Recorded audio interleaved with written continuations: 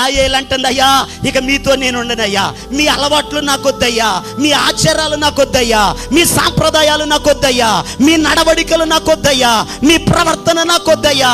నేను కూడా ఆ వాగ్దాన పుత్రులు, ఆ దేవుని ప్రజలు, వారితో సహవాసం చేస్తాను, వారి దగ్గరికి వెళతాను, వారితో ఉంటాను, వారి దగ్గర నా గుడారాన్ని వేసుకుంటాను, వారితో కలిసిపోతాను, వారితో జీవిస్తానని తన ప్రజలను, తమ సంబంధికులను సమస్తమును విడిచి వేరైనది గనుక దేవుడు ఆశీర్వదించాడు. గట్టిగా స్తోత్రం చెప్పండి.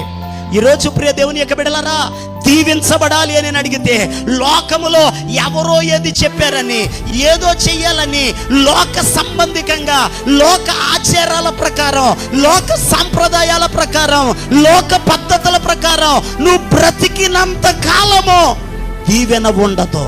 దేవుని స్తోత్రం చెప్పండి.